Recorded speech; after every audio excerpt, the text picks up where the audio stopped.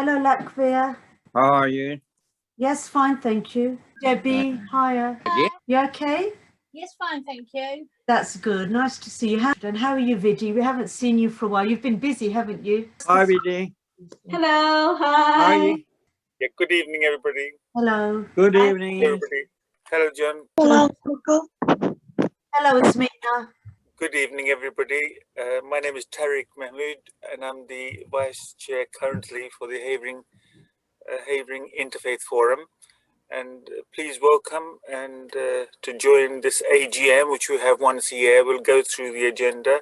And after that, there's a talk by two expert speakers about race hate crime. So please do stay to listen to that as well.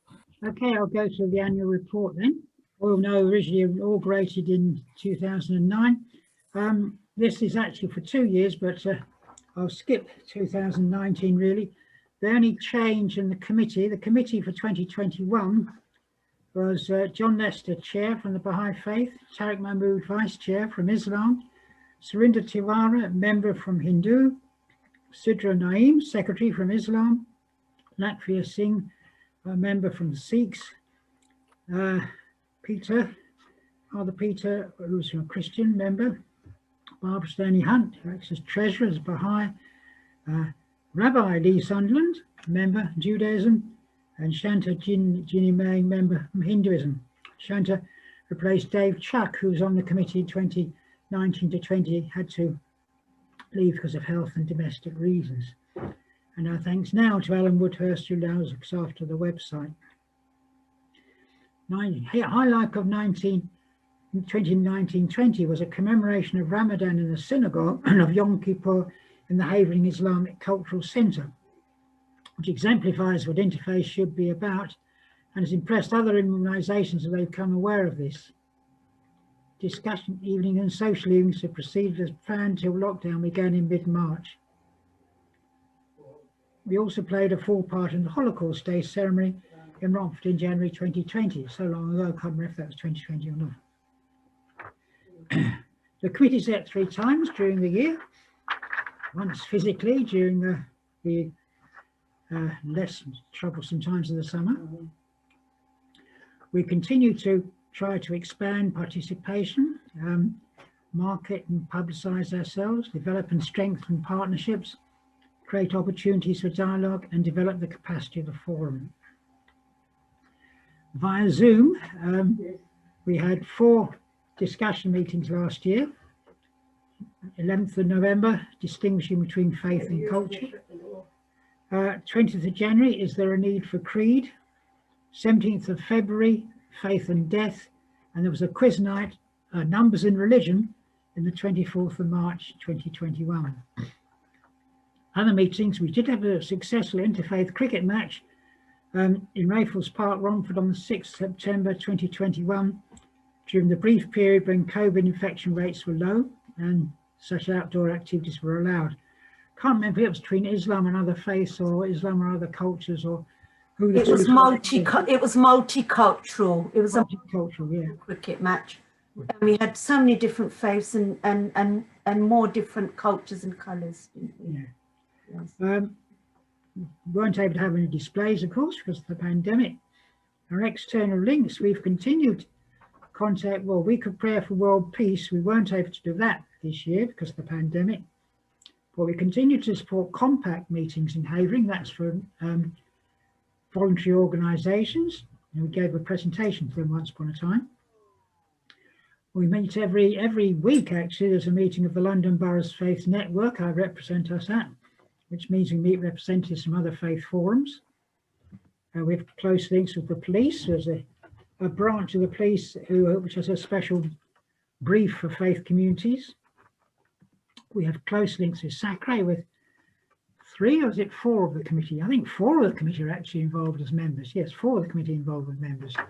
Tarek, Peter, Lee and myself. That's 4, yes. We have been a consortium member of Havering Changing, which was inaugurated by Queen's Theatre to encourage pursuit of the arts in areas of Havering where these are weak. But unfortunately, the need to have insurance, which would have been prohibitive, has meant we've had to withdraw from this. We've been members of a faith and health group which meets monthly. We're also members of the Safer Neighbourhood Board, which meets about every quarter. And Peter represents us on child poverty. The finance report's very quick. There weren't any transactions during the year, so the balance remains 226.53, which was what it was a year ago, 2 years ago, in fact. And the last thing is plans, as well as the ongoing objectives and the continuation of the interfaith panel discussions, social evenings and displays. We're still trying to reach the youth of all faiths and none to facilitate understanding and respect between them, and investigate ways in which we can have a close involvement in health issues, particularly ensuring that all faiths are aware of access to NHS facilities, which we've been doing in connection with the Faith and Health Group. And that's mainly the purpose of the London Borough's Faith Network's regular meetings. So that's a very, very quick annual report and Treasurer's report all rolled into one. Okay, let's move on to the election of the committee. Well, there's been no sort of thoughts of anyone else being on the committee.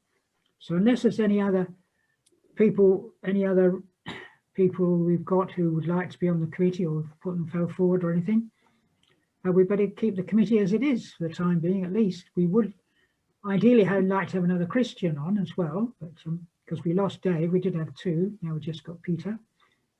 We'll have to do a bit of research about representations for Christianity. Yes, we need more Christians. It's ironic that the most difficult faith to get hold of is the most prevalent faith in the country. Yes. And all over the world, most popular faith as well. Yes, yeah, most widespread. Vidi's got a question. Go ahead. I was just going to make a suggestion. Reverend David Jebb is very much into the community and he does a lot of stuff. And maybe if you send him an invite, or I can do it for you. Yes, please. Yes, please. Which church is he part of? It's in Main Road. Church on Main Road, is it that? Yeah. Okay then. I declare the annual general meeting therefore closed. Yeah, I would affirm we'll continue our involvement in community events and engage in the community as much as we can, and possibly get the help of the media and the radio to support our events and send people to us. I was just going to say sometimes we could ask Havering Council if Yes, yeah, that would be good. I know there is two people who contacted me who put it on their magazines and things. I think, John, you received something, didn't you? Yes, I think that was Compact. That might have been Compact. I'm not quite sure who it was. Yes. But yes. that's a good one. Yes. Now we're going to go on the main event, which is our discussion with two expert speakers. We'll come across, we're discussing health, faith and hate crime in Britain, as opposed to anywhere else. But we are focusing on, in this country, faith, hate crime. I do appreciate some parts of the world there is unfortunately bad behavior going on. So we're going to start with Sister Sidra to be our first speaker. And Sidra is a Muslim chaplain and is a member of the Race Hate Crime panel in Essex, which also analyzes faith or hate crime figures. She is an Islamic advisor for Essex Police, often giving advice on faith hate crime matters. She has researched and delivered many lectures on the history of Islam in Britain. And we're going to allow Sister Sidra up to 30 minutes. And my friend Lee is here, the rabbi from Romford and Essex Synagogue. So these two presenters will help us learn more about faith hate crime in Britain. And all over to you first, Sidra Naeem. Okay, thank you very much for inviting me here. I think it's a very important topic today. We normally always talk about race hate crime, but we hardly ever talk about faith hate crime. And even now in this day and age, there is no law written which, so people can say what they like to Muslims, and Islamophobia is allowed, it's not in the law. So people talk about race hate crime, but they never ever talk about faith hate crime. And That seems to come under freedom of speech when it comes to Islam. yes. So with Muslims, you know, ever since 9/11, that was one of the landmarks, which I'm going to talk about today. Islamophobia has risen hugely. In fact, the word Islamophobia came out when 9/11 happened. But did you know that there has been faith hate crime towards Muslims right from the beginning of time? Okay, so I'm going to talk to you about faith hate against Muslims throughout the ages, right from Middle Ages to present day. So we're going to go right back in history. So I have got a PowerPoint, which I'm going to share with you. So the history of hate against Muslims in the UK through the ages, that includes Islamophobia as well. And if we look at this chart here, it shows us that Islam was the last religion out of Judaism, Christianity, and Islam. And because it was the last religion, it actually comes later in the timeline as well. So Islam came to Britain after Judaism and Christianity came to Britain. Okay. Does anybody know approximately which year Islam came to Britain in, or which century? Any ideas? 17th century or 18th century, something like that. No, that is far too late. It was way, way before that. Really? Islam came in 610 AD. 610 AD Islam came, so it wasn't long after that it must have started spreading around Britain, spreading around the world. Any more guesses? It was way before that. Right. Anybody else? No, right. No, it was even before that. Okay, so let me tell you now, it was actually in 750 AD that Islam came to England, and it was actually the Umayyad Empire at the time in 750 AD, and Islam had spread all the way to Europe, and as you can see, the yellow part goes right up to Spain, and it was then through Spain, and it even went into France as well. It was through there that the first types of people who came to England were the Moors from Spain, and they came over at the English ports of Brighton and Suffolk and all these other areas where the sea is, and they sold perfume, spices, clothes and gold. The first kind of Islamophobia, if you like, that they received was that they were not allowed to stay in Britain. They were only allowed to stay just a few days until they sold their goods. They were not given any accommodation to stay in, so they were just staying in the outdoor, in the open, like homeless people. And also the many, many inventions which they brought over to Britain, none of those inventions were given credit to the Muslims. So if you research the Golden Age of Islam, you will find out that a lot of those inventions were actually credited to other people who did not really invent those initial inventions, but who carried on the theories from the Muslims. So they were not treated very nicely. Moving on the times, then it was actually approximately in 1096 when the Crusades started. And obviously the Crusades were wars between the Muslims and the Christians. And that caused a lot of friction within England between the Christians and the Muslim traders. And again, Salahuddin, who was actually quite a big hero, who was Muslim, he's portrayed very badly in European history. So I remember myself when I was learning history at school, I was born and brought up here. and Salahuddin was portrayed as a really bad man. But then later on, when I grew up and I learned about his history, I realized that that was not the case. The Qurans which were around were not allowed to be circulated in public. The Qurans were only privately circulated within the churches, and they were not allowed to be publicly printed for anybody to see. So that was happening roughly at that time as well, because it was at that time when the traders came that the Quran started coming into England as well in those days.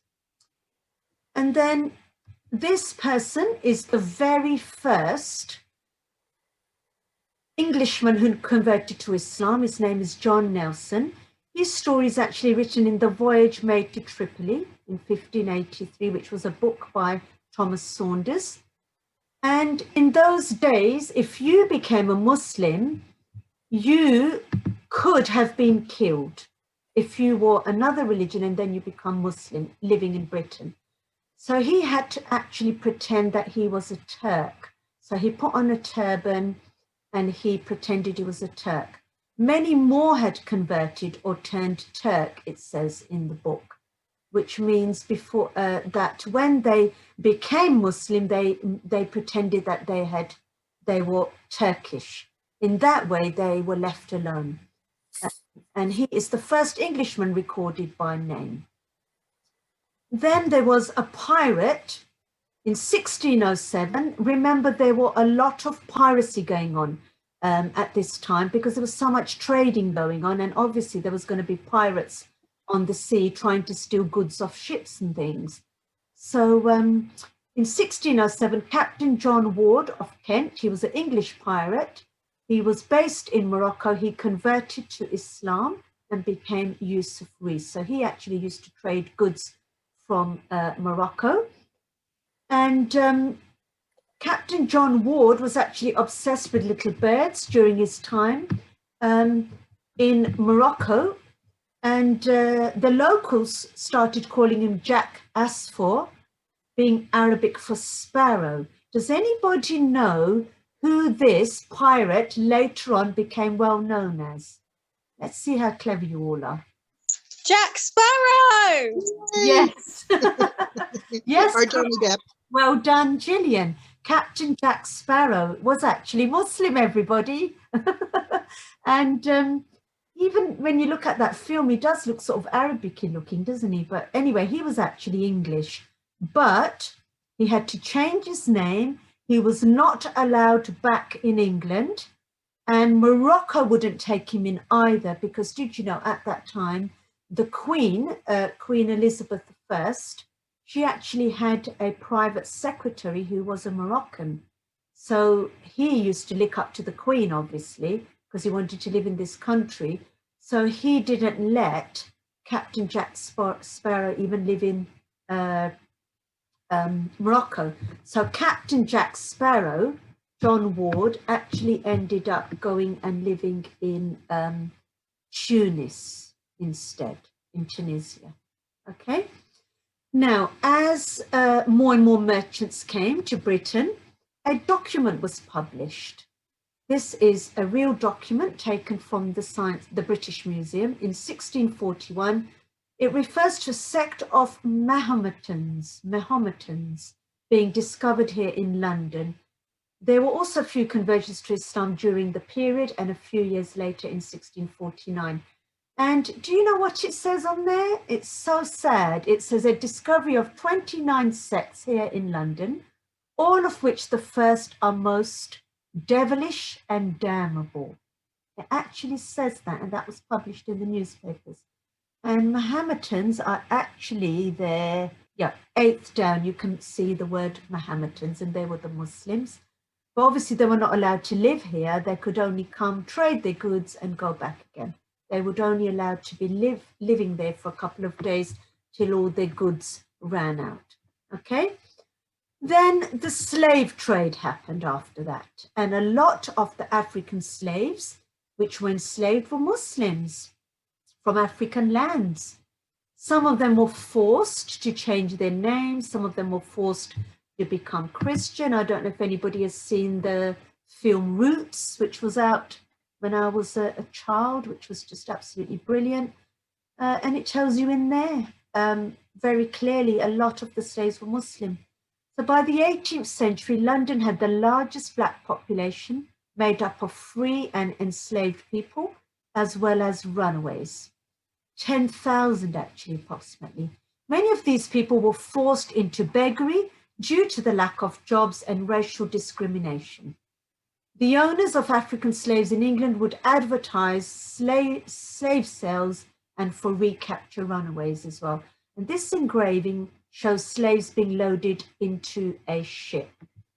And I've also got more things to tell you all. So did you know that the blacks were Muslims, like I said, and the slaves were sometimes used indirectly by using the sugar the slaves had been working on abroad on sugar plantations, and the sugar was used in an indirect way.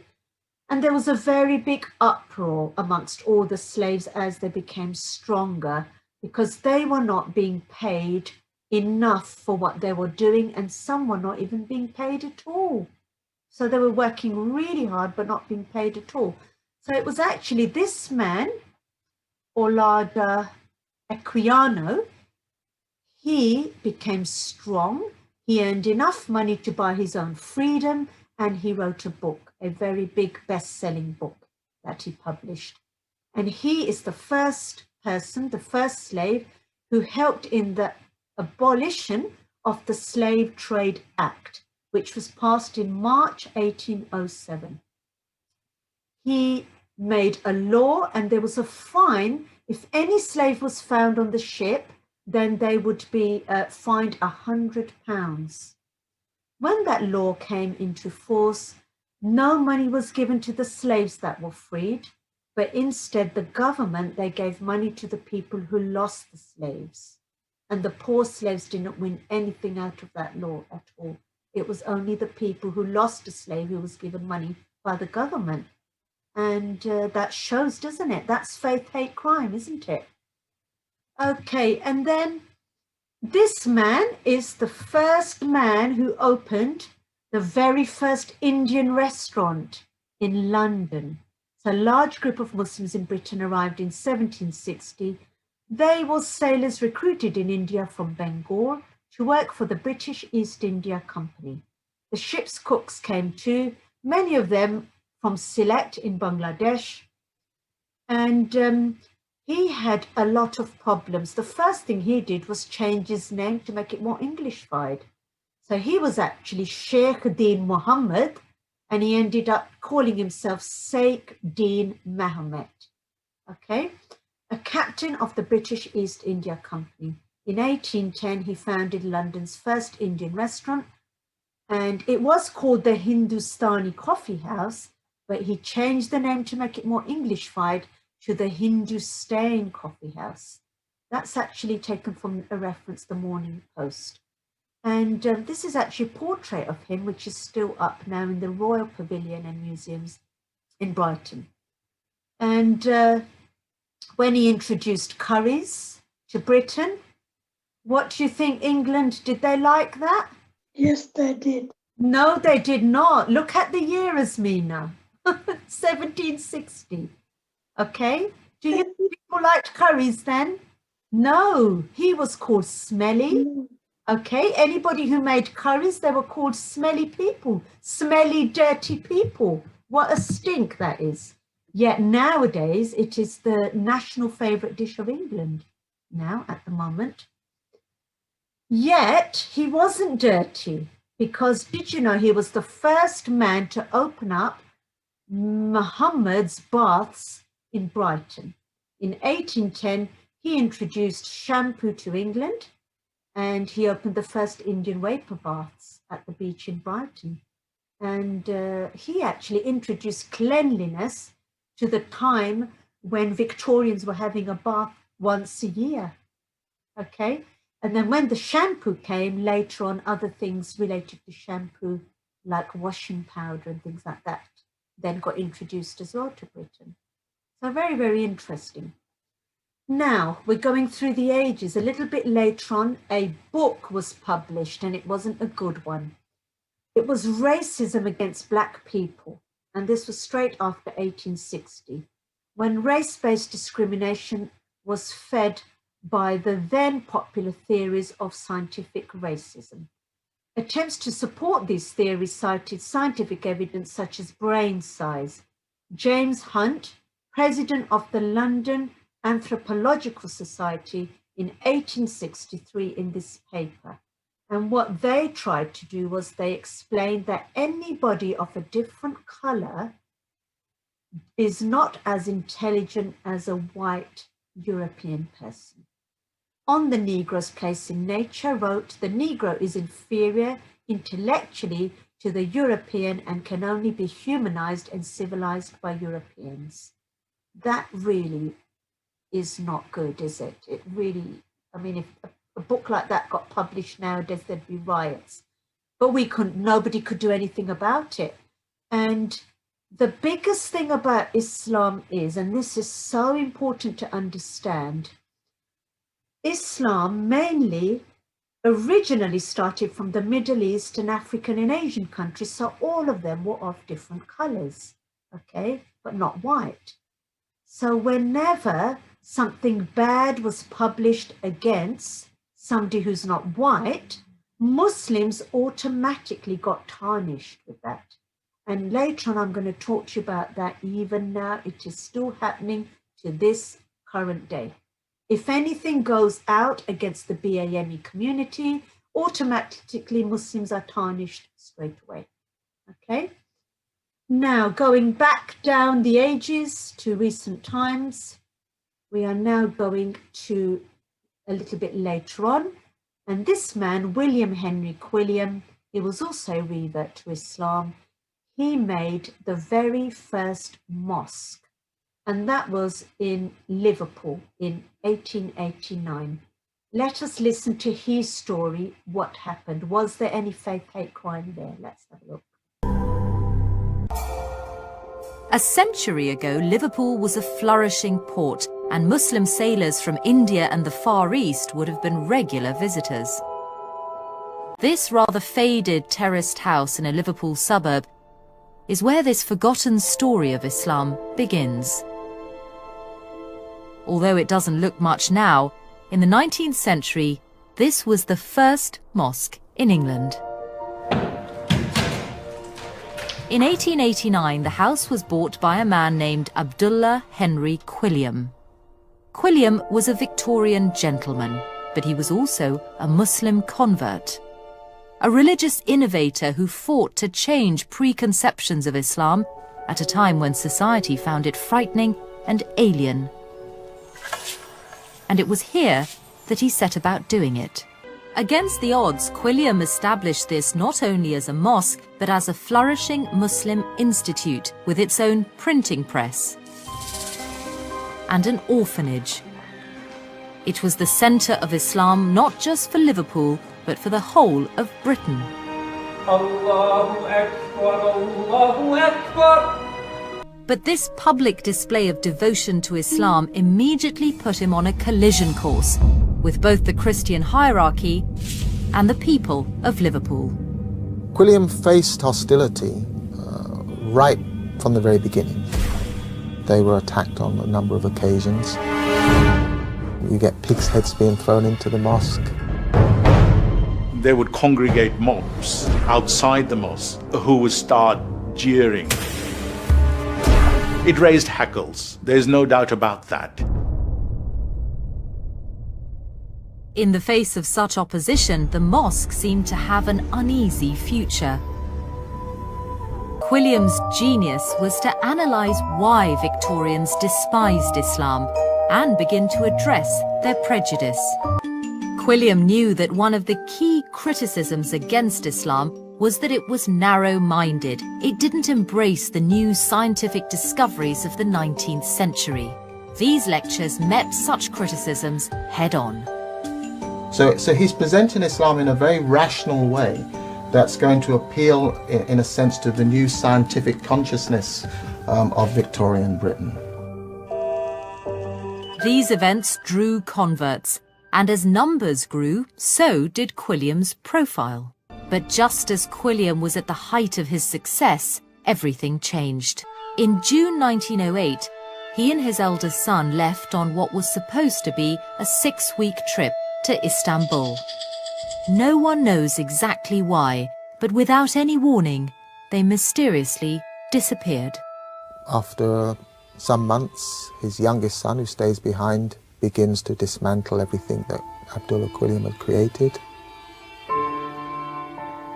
The properties are sold, and effectively the Liverpool Muslim community comes to an end.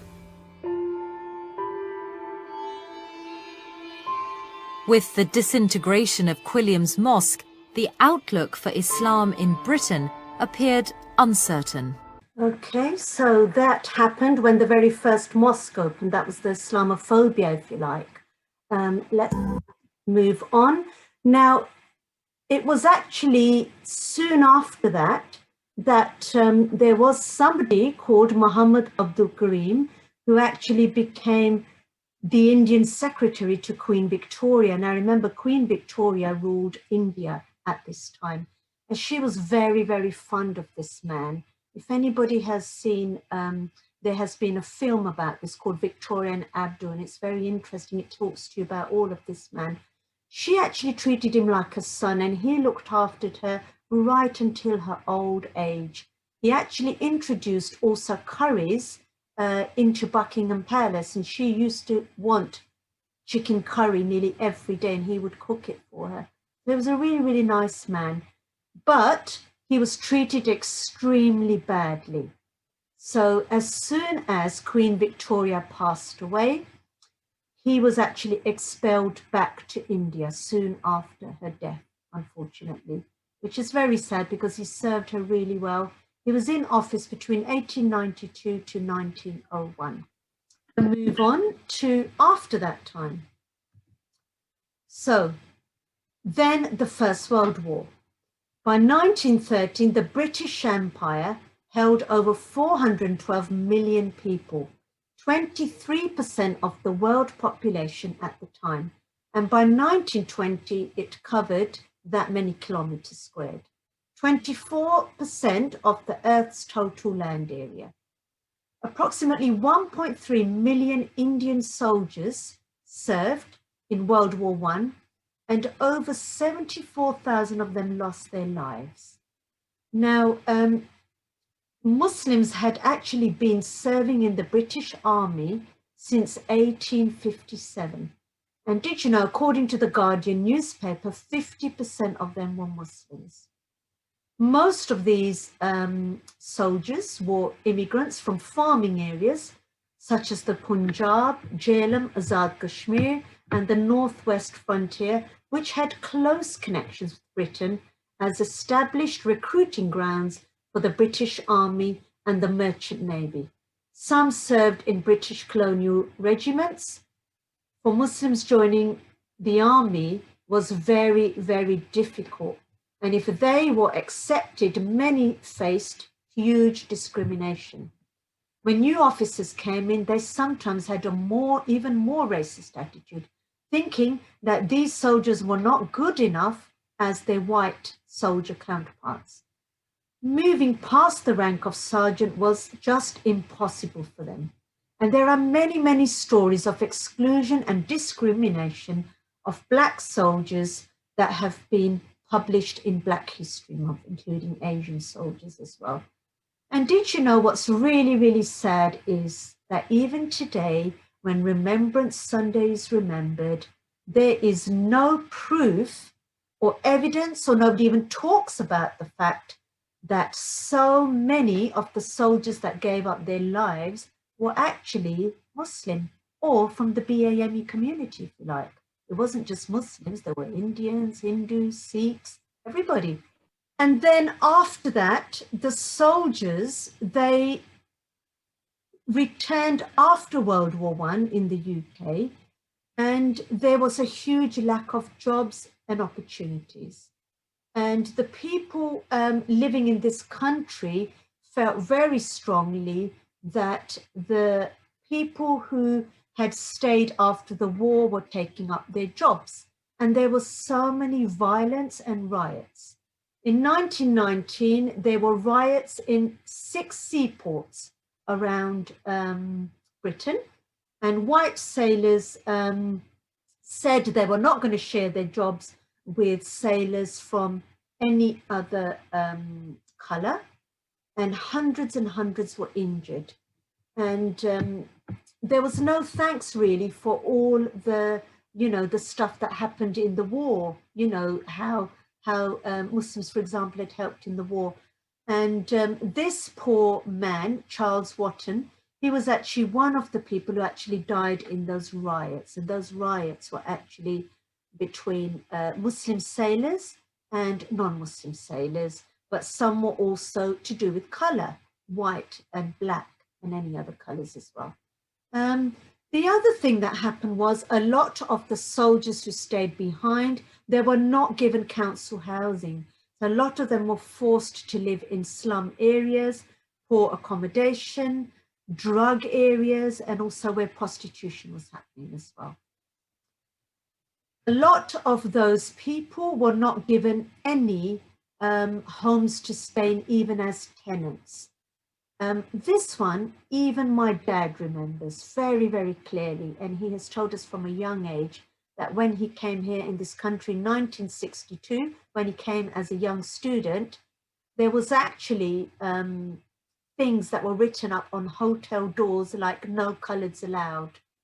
Not only that, but this is, I'm talking about before that, just after the First World War, it was actually written up, "no Irish, no blacks, and no dogs allowed."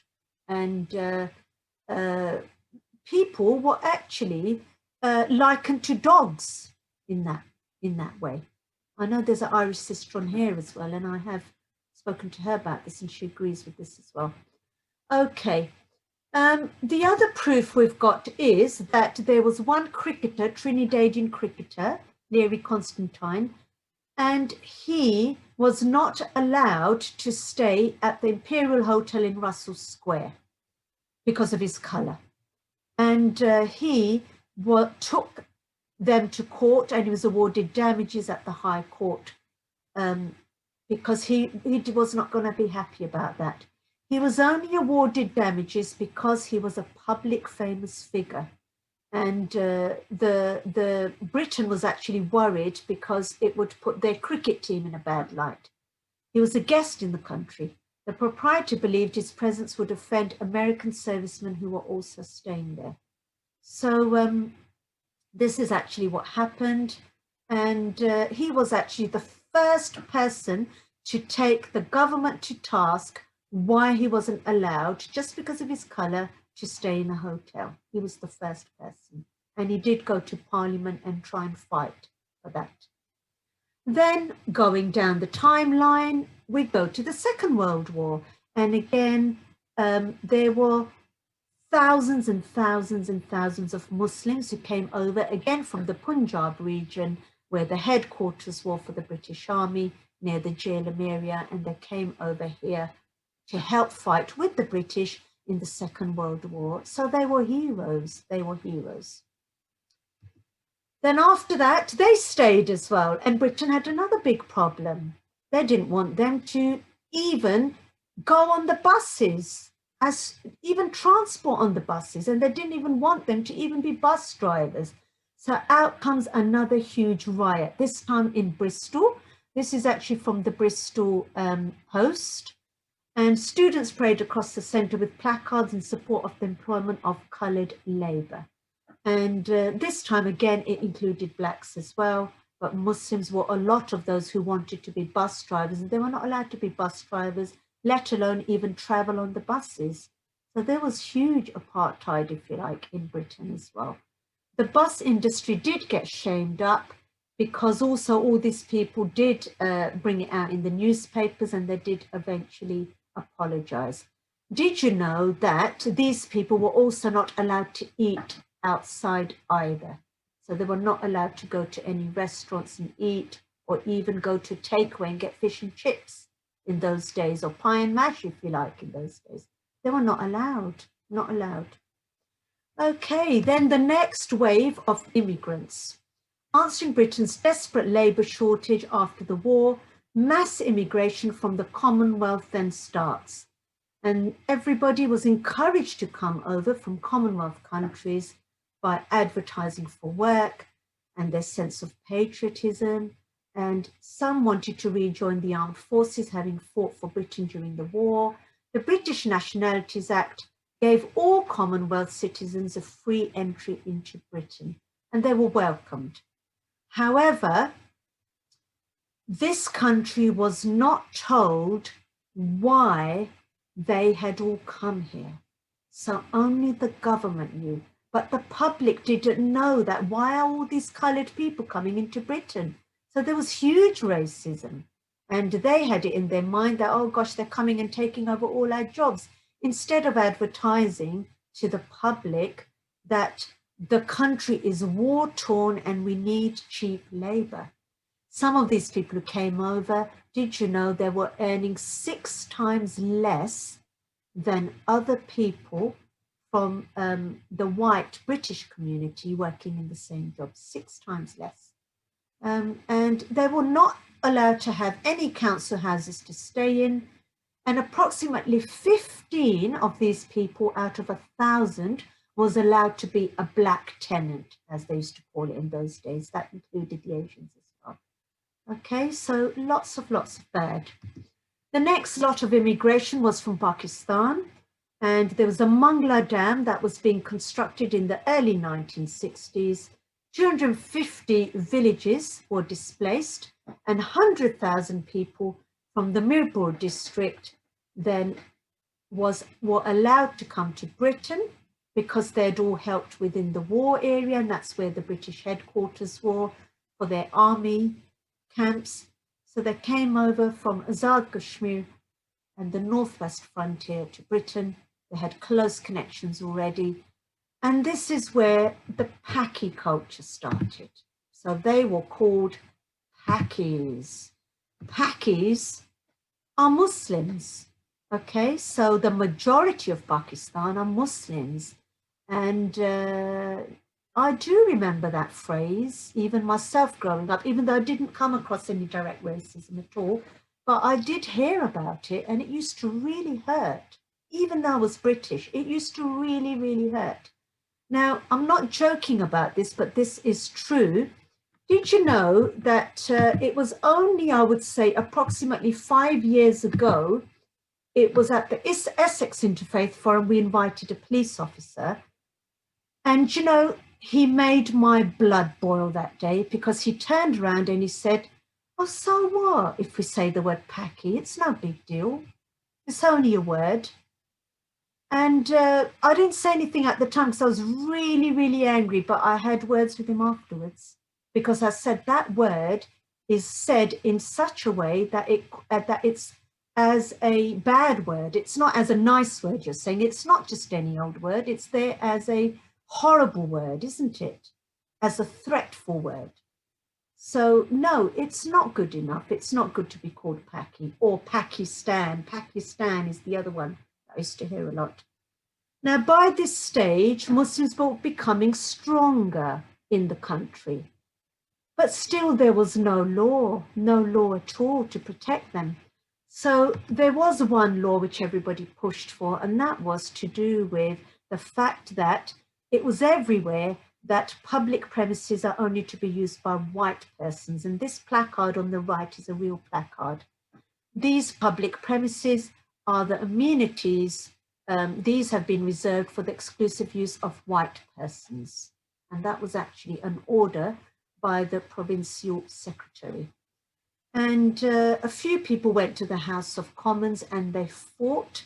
And that is when the Race Relations Act in 1965 came to play, only as late as that. But still, there's not one for faith. Okay. After that, there was more racism. There was faith hate crime in other countries, then promoted faith hate crime in this country.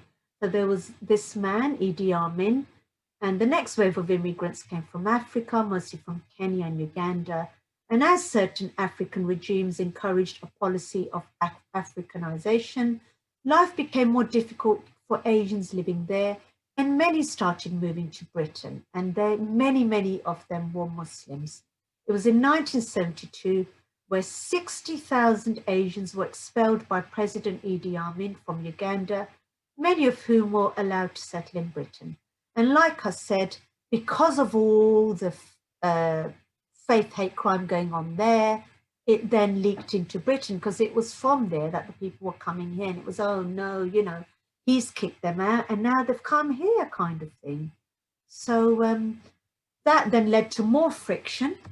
And the next one, a lot of people actually on here are probably at the age when they can relate to the National Front. National Front and all the British national parties, BNP, okay, all of that then started in the mid to the late 70s, because the number of Muslims were increasing in the country. And this is actually a picture of a Muslim person being kicked in at school. My husband also went to school here, and he tells me lots of horror stories where the head teacher gave sweets to children, go and beat up those packies. And that's what he remembers from school. And that was in this country, that was in the late 70s. So it happened as late as that. After that, there was a huge genocide in Europe, the Bosnian Serb War, okay? And 7,000 to 8,000 Muslim men and boys were killed. And that was the culture in Europe, and some of that did leak into Britain. It did. And, you know, there was a big genocide, a very big genocide. There is actually talk on my YouTube channel on the Bosnian genocide, which I have done, which you can watch to have a look a little bit about what happened there. But it affected many people in Britain. And when the Bosnians came over, there was huge racism towards them who are Muslims. A lot of them had to beg out on the streets. They were not given council houses and things like that. And a lot of them were classed as thieves when they were not as well. Then the Big Bang happens, and this is the Big Bang actually that I remember the most in my life, where the most amount of Islamophobia happened, and that was 9/11. Huge problem here. I witnessed it myself, and it was after that really that I would say that I found my faith. I was forced to find my faith, because people came out with the most ridiculous stuff, like, do you have bombs in your houses, and do you kill yourself, and do you walk 10 foot behind your husband, and all this kind of crap that was going around.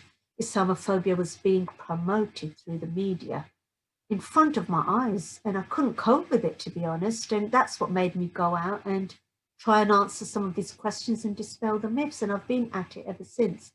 So 9/11 is when the word Islamophobia started. That was a new word that came out after 9/11. After that, there were many wars in Afghanistan, in Iraq, in Syria, in Sudan. All those refugees that came over, they all sought asylum in this country. They were all treated badly. They were all Muslim, all of them, okay? When Brexit then happened, we're now going to recent times, the withdrawal of the UK from the European Union. All race hate crime officers will tell you that race hate crime increased up to 40 to 50% in the coming weeks that were around Brexit. So there was huge problems there. And I did mention earlier, and I think this is very important, because Islam came in the Middle East and in Africa and then went to Asia, a lot of Muslims originally were colored, if you like. So whenever a foreigner is attacked for whatever reason, Islam is at the forefront, attacked first, always. And that is the culture that we saw right in front of our eyes this year with COVID, okay? BAME communities were attacked for spreading the virus more, okay? And Muslims were at the forefront of that, right at the front. And I know that for sure. Nobody can argue with me. Nobody will dare argue with me, because I have done at least 20 television programs and radio shows. I was asked to do them by the council. Why Muslims are not bothering to wear a face mask, why they are spreading the virus more, why they're going out and not following lockdown rules. Why is it they got it more? Instead of explaining, they got it more because of genetic conditions, low vitamin D, less immunity, and all the other factors. Them being frontline workers, doctors, dentists, care workers, nurses, pharmacists. A lot of them are Muslim. That's why they got it more, because they were the ones directly in contact. And there was a big problem out there, and that was just this year. And I know all about that, because you can just go on my YouTube channel and see all the stuff that I did. So that's the end. Thank you very much. And, thank you, very detailed discussion. And now I think we'll pass over to our local famous Rabbi Lee Saunders. So over to you, sir, to keep us informed. Thank you so much indeed. I think I need to start probably exactly where Sister Sidra began, and that is that anti-Semitism is actually not a crime in this country. There was an attempt during Tony Blair's prime ministership to make it an individual hate crime, and it failed miserably. And as a little sweetener, we were given Holocaust Memorial Day instead, which absolutely did no good to anybody whatsoever. Jews in this country probably go back to around about the year 1066 until their first expulsion in 1290. It's marred mainly by the Crusades. And the basic anti-Semitism falls into sort of 2 or 3 basic categories. And one of them is that Jews are seen as wealthy bankers who control and rule the world. Now, the reason for this is that many opportunities of employment have always been denied them. But one opportunity they did get, and which was actually encouraged, was money lending. Because I think, if I'm correct, and I'm sure Sidra will correct me if I'm wrong, unique amongst Abrahamic faiths, I think it's only Jews that are allowed to lend money for interest. I think Muslims are not allowed to. And Christians are also certainly dissuaded from doing it. But in the Old Testament, Jews are quite permitted to do it.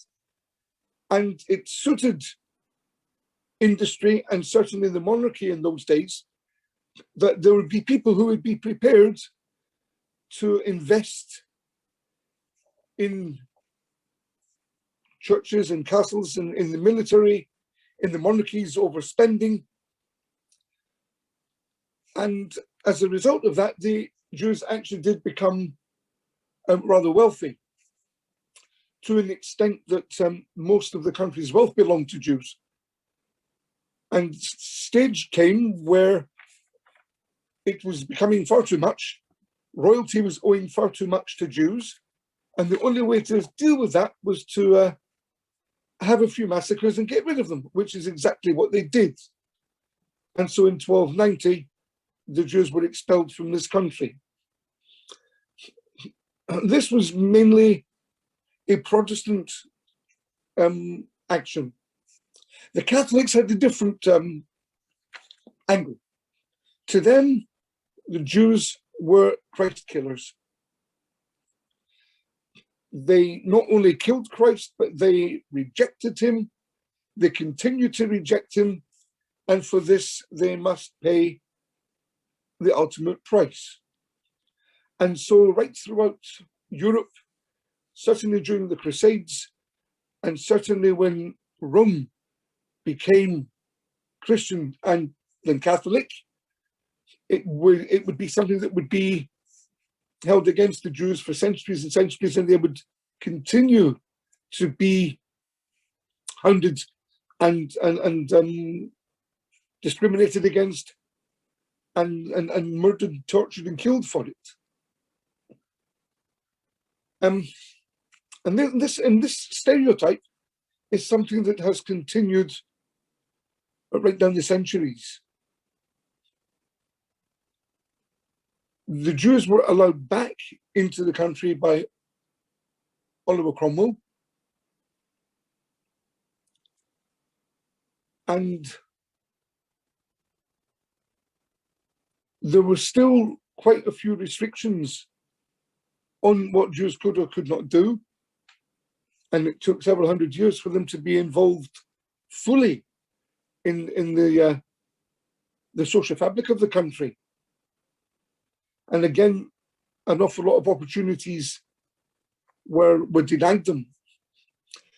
But many of the first Jews that came back into the country in the mid-1600s were actually Sephardi Jews from Amsterdam, who had originally come themselves from Spain and Portugal. And so by and large were probably Middle Eastern and probably rather dark-skinned and had particular features. And these became, again, stereotypes with which to be able to beat the Jew. And I think basically it is, if you tell somebody something often enough, they'll come to believe it. And also, of course, if you want to twist something around, you can twist it with pleasure. And so ever since it was written, Shylock has been a bone of contention as to whether or not this was anti-Semitic stereotyping or not. And of course, all it was a person who was doing a job that he was permitted to do at the time, and perhaps being rather successful at it. But it's carried with it a stereotype which the Jew has always had to carry on their back. When we go back, I think it's to Edward I, the first sort of real modern kind of anti-Semitism rears its ugly head. And that is that he insists that Jews wear a particular badge to identify themselves. And this is something that, again, has been a bane which we have had to suffer going through various centuries. It's been brought up again and again. But it's been, by and large, this idea that because Jews are involved in finance and because they're involved in investment, that they are out to control the world. It's actually, I think, partly to do with the fact that they're victims of their own success. Because if we go back well into before the Spanish Inquisition, the Jews effectively were forced to become seafarers because it was a dangerous job. Nobody else would do it. And so they, in time, could manage to control the India to China Silk Road, which basically was a sea line stretching from China to India through the Middle East. And the Jews would export from Israel to every country on the way there, and then they would buy up stock and then import it to every port on the way back. And so they would introduce silk and various other spices and precious gems into the Middle East coming from China and coming from India. And eventually, of course, it became something of an industry for them. And it's what actually helped Jews to spread around the world, because Jews would be unable to keep their own faith well in foreign places. And so there ended up sort of being, I suppose you could say, a Jew in every port, where a small family would go out there. They would effectively emigrate to port cities, and they would be there to be able to look after the seafarers when they came into land in port.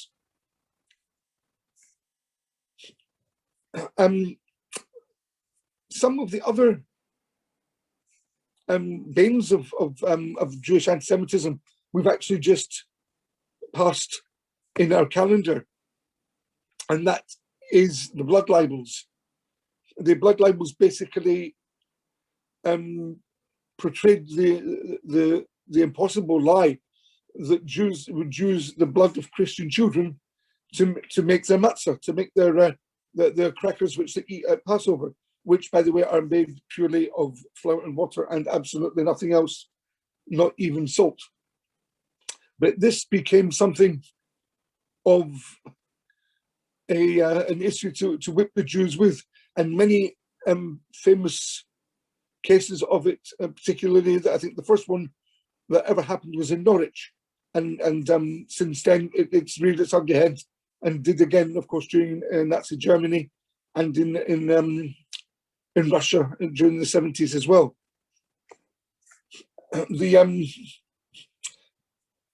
The main problem for Jews was that they were being forced to become Christian, to convert, and many of them would point blankly refuse to do it.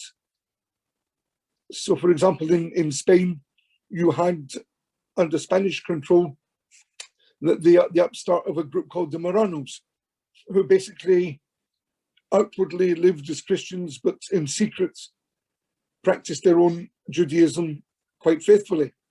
And this is the kind of thing that would happen eventually all over the place. Jews were allowed back into this country in 1656, after Charles I was beheaded and Oliver Cromwell took over. And it was a Jew by the name of Manasseh ben Israel who approached him with a sort of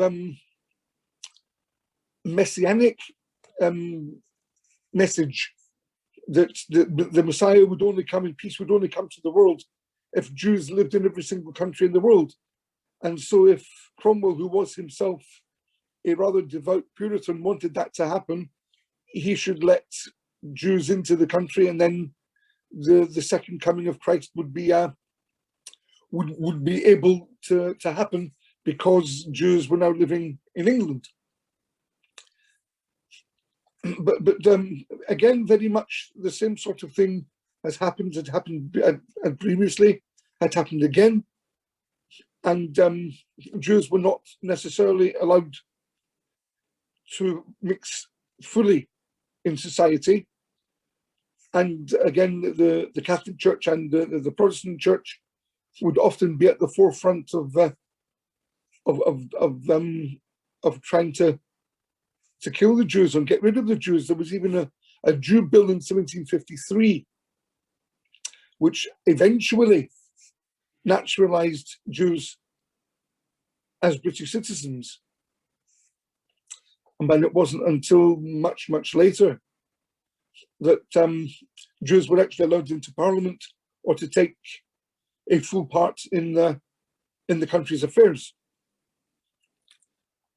But it always seemed to be the same sort of thing again and again, which was perpetuated. All the same sort of stereotypes which would come up, and by which the Jews would be vilified.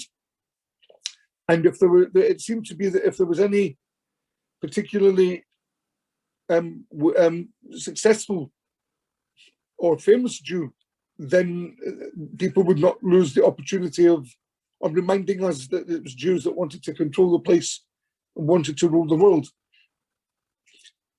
And of course, during that became something with which Hitler wanted to begin the final solution, that basically all Germany's ills were blamed on the Jews.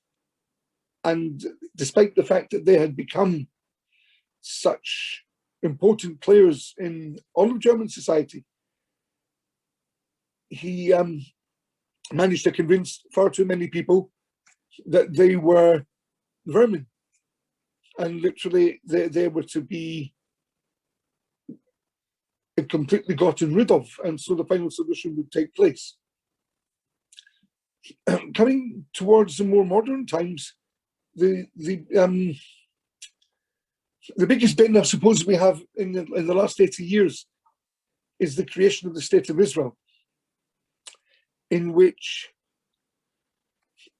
I suppose a world that was starting to feel a little bit guilty about what had happened during the Holocaust were faced with a people who were desperate to have somewhere that they could really call a safe home.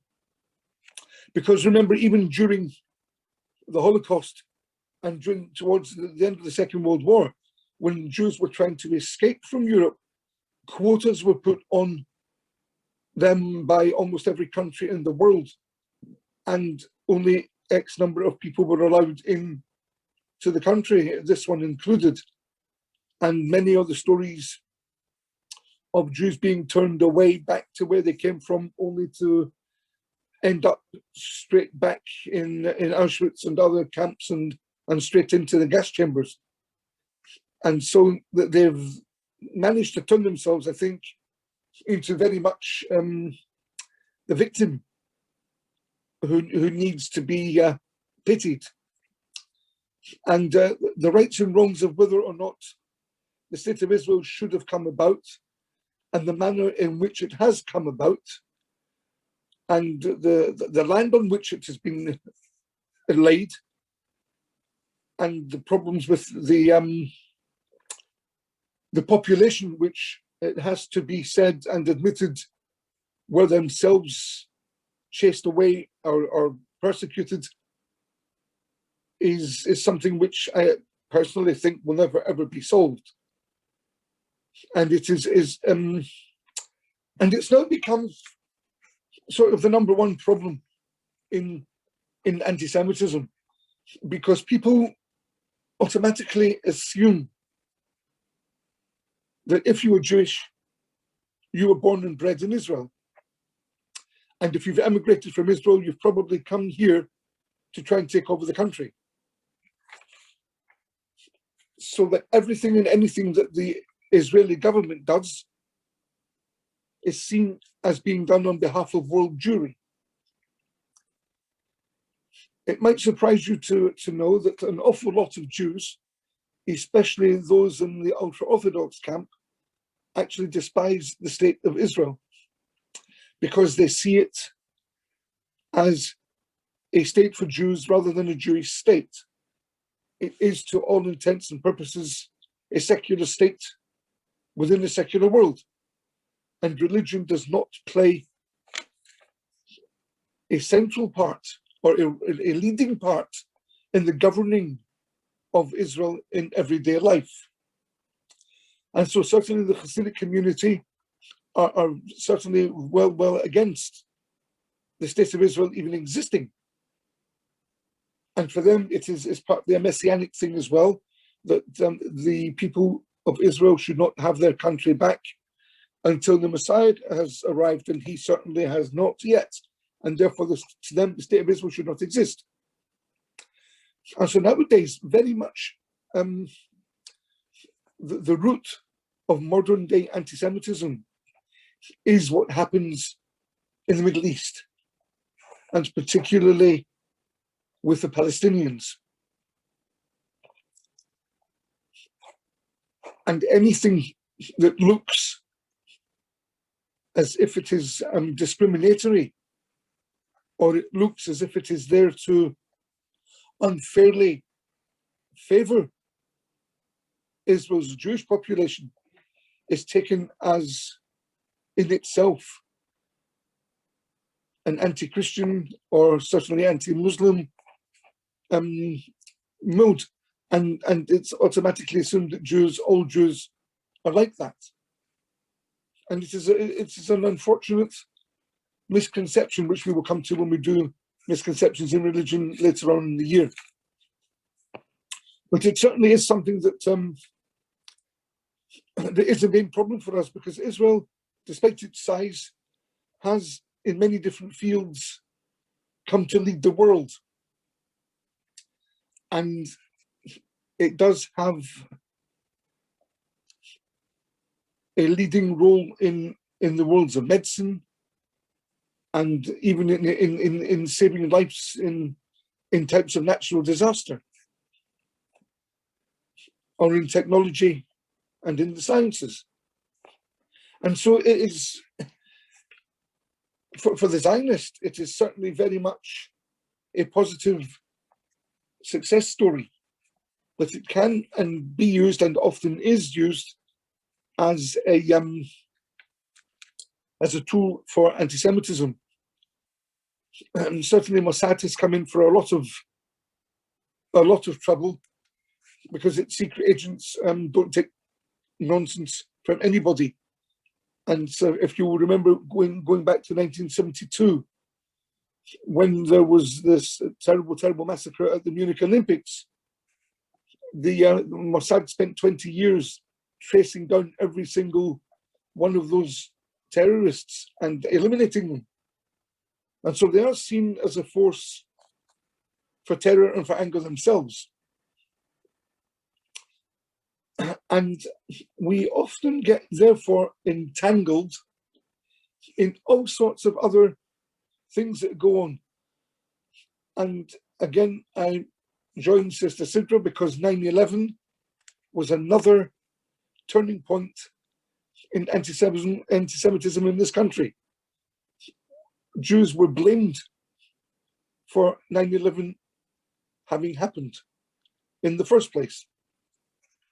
It was either a way to try and control America, or to control the world's banking system, or it was to try and blame it on the Muslims, so that there would be a world hatred of Muslims, because the world economies had, as far as many people were concerned, been damaged by those countries blessed with fields of oil, and the prices are going up and up all the time, and something needs to be done about it. Inflation was blamed on Muslims, and therefore they needed to be dealt a good blow, and that was blamed itself on the Jews. Another interesting fact is there was actually that several thousand Jews who worked in the World Trade Center were not at work on the morning of 9/11. And that was used as an ultimate proof that this was a Jewish conspiracy. The actual fact is that 9/11 happened so close to the Jewish New Year that we have extra penitential prayers for a week or so before and then after the New Year. And so synagogue services take a lot extra time to do. And all these Jews were actually not absent from work, but they were turning up late. But if you feed somebody some information, they'll take it, they'll go for it. And I myself have been blamed for 9/11 on a couple of occasions. But again, it's always going back to the same few little stereotypes that have been just promulgated over the centuries. Our facial differences, the fact that we have always had to get involved in dangerous occupations and then become successful at them, or controlled them, or occupations which are effectively a gamble. So the world's banking system has at its heart several merchant banks which were begun by Jews, but they were begun centuries ago when that's just about all the Jews were allowed to do.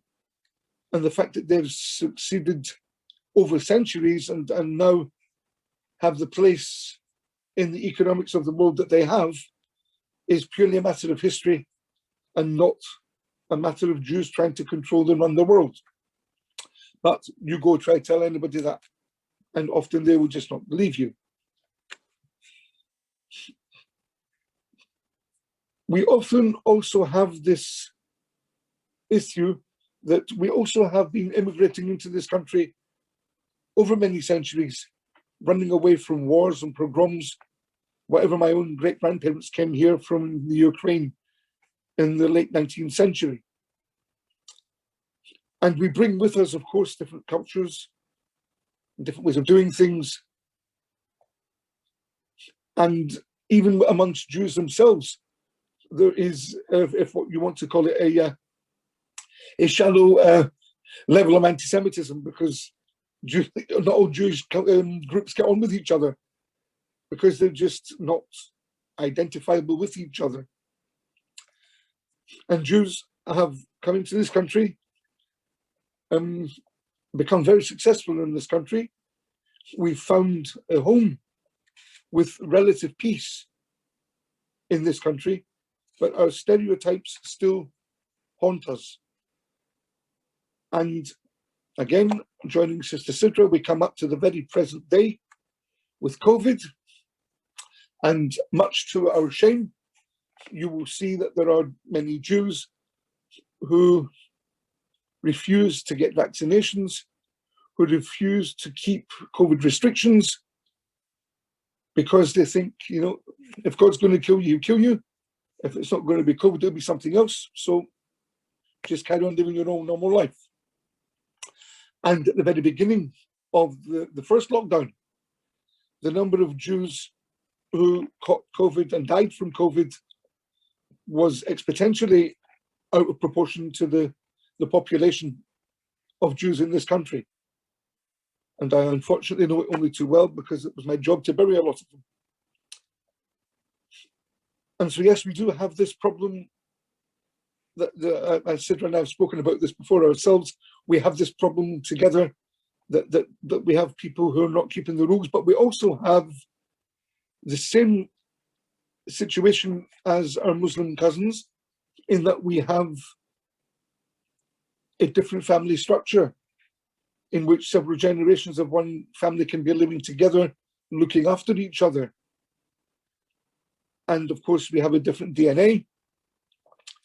And just the different social structure is unfortunately conducive to perhaps catching COVID more easily and perhaps spreading it more easily.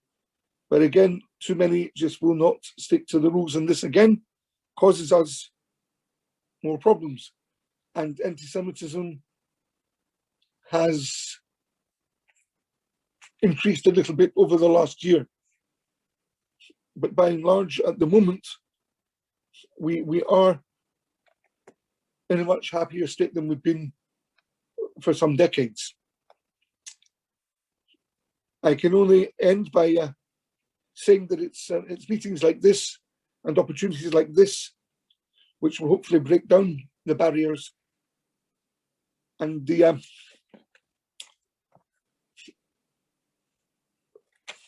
relationship that we're forging with our Muslim brothers and sisters here in Romford is something of an eye-opener. And I do want to take this opportunity to thank Sidra and to thank Tariq and all the others for making this strong. Because when I tell people that we are sharing things like Ramadan and Yom Kippur as a multi-faith get-together together, they really can't get their heads around it. And some of them still ask if we check out all the Muslims we're dealing with to make sure they don't have guns on them and make sure they're not armed, because you know what, Muslims just want to kill Jews. People, if they want to cause trouble, will cause trouble. If they want to be nasty, they'll be nasty.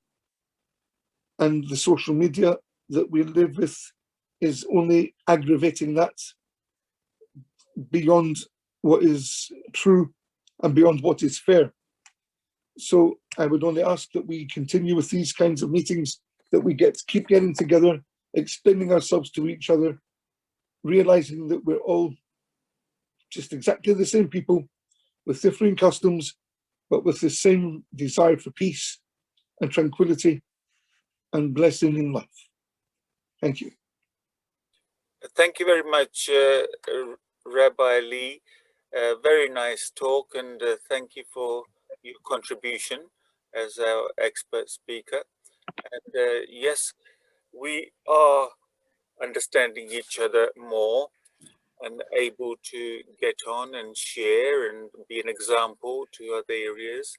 We have the same color blood, we have the same need for food, we all survive on water, so we are all from the same genetic source of Adam and Eve.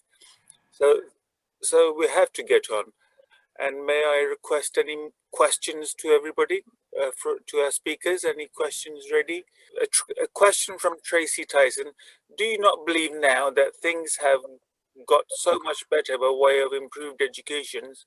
Schools now try their best to teach children about various religions so that everyone understands each other. And I certainly think things have got a lot better than the 1970s, for example. So have things got better? It doesn't say which speakers pointed at, but we'll put it on both speakers' tables. Are things better than in the 1970s? I think that it is better, but it's more hidden. So I think it is better as in people can't say things. I think that race hate crime is better and everything is more documented down, you know, with the police. There's better sort of reporting mechanisms and things now, which stops people saying things out verbally.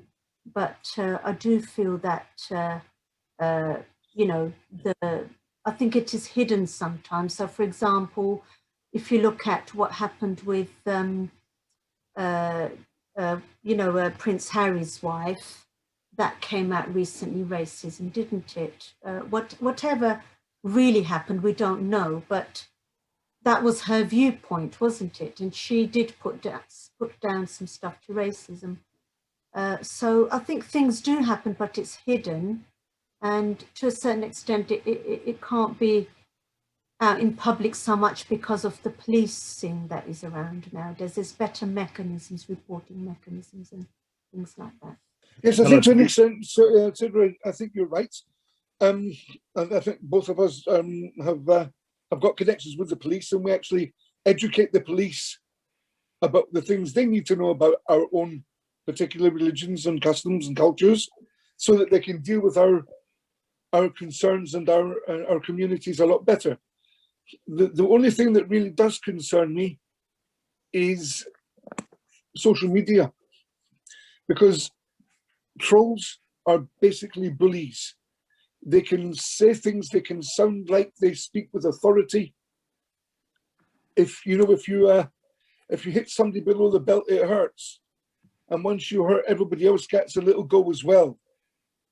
And that's where we have a very serious problem. That while younger people are being better educated, the older ones are not, or even just do not want to be, and they just want to bully. And that's what we are basically dealing with. And I think to an extent, certainly some people in the Jewish community, I think, are far too touchy. They milk being victims, and they don't stand up for themselves enough. They just cry too much, too quickly, and they don't stand up, and they don't speak for themselves, and they don't defend themselves, and they don't go out to try and educate people well enough. I mean, I'll give you just one very simple example.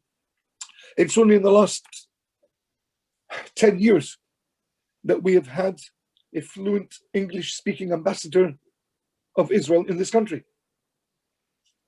I think Bibi Netanyahu is the first decent English-speaking prime minister we've had. We don't actually go fight our own case well enough. And we don't stand up for ourselves enough. And we don't try enough to take bullies to task and to take the social media companies to task. And so you can put on social media whatever you like, and you can make it sound as authoritative as you want, and it just perpetuates all the problems that we've had over the centuries. And I think in one sense, Sidra, you're not quite right. I don't think it's so hidden anymore. I think in certain ways, social media does the opposite. I think it brings more to the fore, but then it doesn't give you the opportunity to fight back and to educate these people that what they're saying is absolutely ridiculous or unfair or pure prejudice. And we're not fighting social media hard enough. I don't know if it's possible that we can. I'm probably the least knowledgeable person about anything to do with electronic equipment in this room at the moment. And I've got people here who can actually vouch for that. So I don't know how possible it might be, but there is a problem that we have, that there are people out there who can be as racist as they want and absolutely get away with it. And there's no comeback from anybody against them whatsoever, or even the possibility of it. And I think that is a lot of, in by and large, we're at this present time, we're falling behind. We're falling foul to the racism that's being thrown against us. Okay, we've got another comment here, which I'll answer as a teacher. Children today seem so far more conscious of racial issues, and as far as I am aware, would be totally horrified at hearing somebody of color being referred to by a derogatory term. Yes, I agree with that one, because I'm a teacher, and I think, again, the mechanisms are all in place very nicely. Anti-bullying policies, anti-racist policies are there in the schools, and I think it's definitely better for the youth. However, racism does come from parents, and can come from grandparents, and a lot of children, they are looked after by their grandparents nowadays. There's a lot of parents are, working. And a lot of the grandparents did grow up in the sort of 70s, which was the prime time for racism. So I have actually come across terms like a nigger myself within the last 2 years, which a child said to another person who was not fully black either. And we were shocked at that. And when we interviewed the parents, it wasn't actually the parents, it was from the grandparents. It also depends on what kinds of programs they're watching at school. It depends on who they're coming across, but on the whole, I would say it's definitely better with the youths. Definitely. Okay, we've got. I want to share an anecdote with you. This is a true story that happened a couple of years ago. When we invited our Muslim friends to come to the synagogue to an iftar, a certain person came up to me in the synagogue and said to me, "Are you crazy? Are you vetting these people? Don't you know that all they want to do is kill you? Are we making sure that the CST know who each of these people are? Are any of them potential terrorists? Have they been radicalized?" At the end of the evening, this person's grandchildren had been at the iftar. They were the youngest kids there, and they came up and had said what a wonderful idea it was. They had a great time and they hope we'd do it again. So yes, I think things are definitely moving with the generations. Okay. Unfortunately, that doesn't help us. Okay, Saad, have you got a question? Yes, good evening. Thank you for giving me the chance to speak. Thank you to both speakers for giving us a really interesting perspective on faith persecution. Certainly, as an Ahmadi Muslim, I am well aware of the discrimination or the persecution that we face throughout the world, and have been facing this for 150 years. I think we are the only community who there's state-sponsored persecution against us, where laws have been passed in countries which prohibit us from practicing our faith, and anybody who's found to be practicing can actually be put to death. Now that sort of persecution is alive today against Ahmadi Muslims, and sadly, one of our brothers was killed here in Glasgow a few years ago because of he was practicing his faith. And even closer to home, even in the London Borough of Havering, where I'm a member of the Ahmadi Muslim Association, the Havering branch. A couple of years ago, we had hate leaflets put through people's doors, saying that we are kafir, Ahmadi Muslims, and to beware of us. Now, this sort of hatred that exists today, even exists today in Britain. And I think it's time that we really made it clear that, this is not acceptable. It is not acceptable for this sort of hate crime to be perpetuated in any way. All faiths should be respected, and anybody who says that they belong to a certain faith, we should accept that and we should respect that. In fact, if we look, Islam actually teaches that in the Holy Quran teaches that Muslims must deal justly with everyone, even those who may hate them. There is a verse in the Holy Quran which says, "O you who believe, be steadfast in the cause of Allah, bearing witness in equity, and let not a people's enmity incite you to act otherwise than with justice. Be always just, that is nearer to righteousness, and fear Allah, surely Allah is aware of what you do." This golden rule teaches us to do unto others as you would have them do unto you. In this verse in the Holy Quran, Muslims are commanded to always treat others with justice, even if they act with animosity, injustice towards you.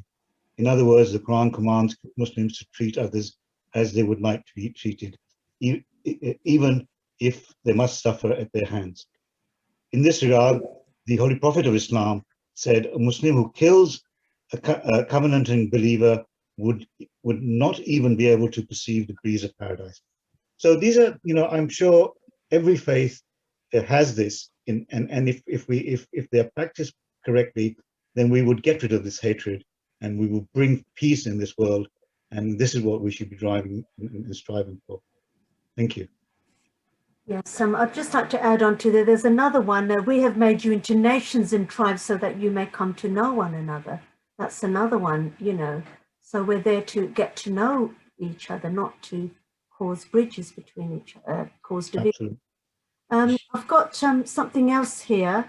Black Lives Matter brought a lot of things out in the open, because I noticed that BBC have been allowing more Black presenters to front programs. They are showing more documentaries and other programs with Black people in them, which was absent before the Black Lives Matter movement. The children today and the ones being born today will probably turn things around, because the racism in the households will have died out. Yes, I agree with that, yes. We've got Gillian. I've been brought up in a council estate, but I have always been told to treat everyone with respect. Treat them the way you want to be treated yourself.